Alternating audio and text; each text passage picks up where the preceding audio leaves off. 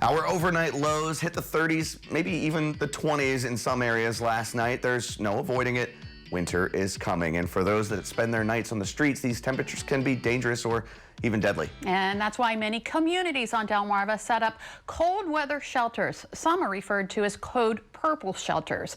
That includes Ocean City, where the number of homeless looking for shelter is only about 12 people. Unfortunately, with COVID-19, providing that shelter is more challenging than ever before. That's the subject of today's Wellness Wednesday. It's relatively quiet in Ocean City, as it usually is this time of year. But when nighttime temperatures drop, these beds fill up with those who don't have a warm place to stay.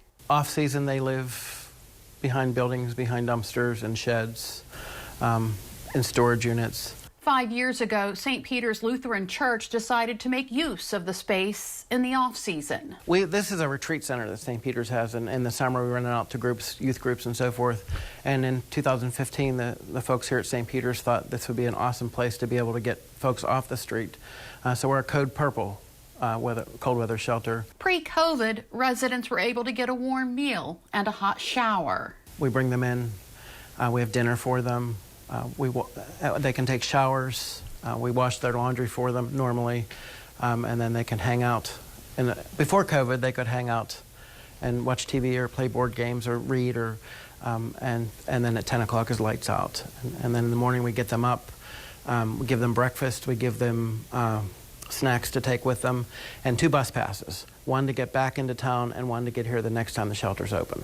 This year will be different. This year with COVID, the focus is keeping them safe and off the streets. Where the shelter could house up to 30 people, it now can only accommodate 12 with 2 per room, and that's with a plastic barrier between the beds and setting up cots in what was previously a gathering area.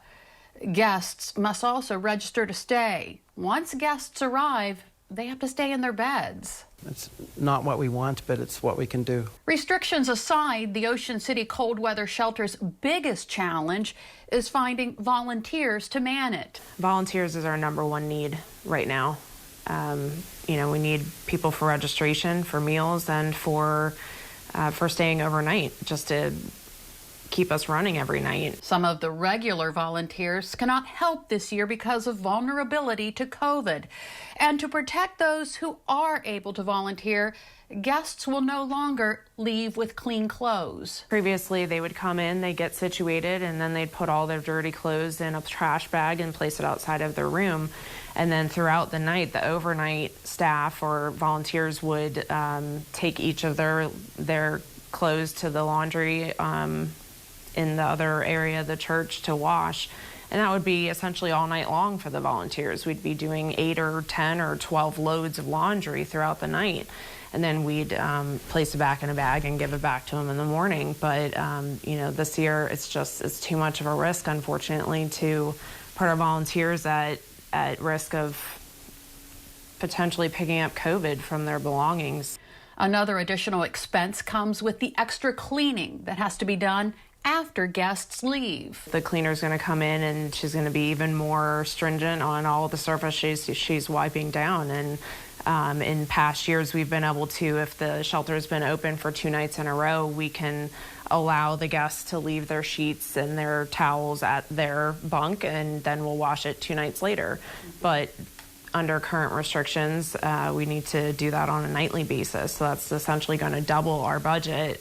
Despite the restrictions and extra expenses, not providing the shelter is not an option. I had a couple people say to me right off that we couldn't open the shelter this year because none of the other counties are opening, and I said we can't not open the shelter, we just have to figure out. So we're hoping the community will support it enough that we can keep our folks safe and off the streets.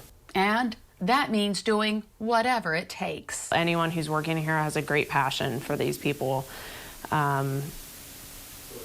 They're no different than us. And if you would like to volunteer to help out the Shelter Project, there is a training program happening Saturday at 10 a.m. You can call for more information. That number is 410-524-7474, or you can go to our website, delmarvalife.com, click on what's happening today. And when they say volunteer, you can just volunteer one night, 2 nights, whatever you can fit into your schedule. Yes, for sure.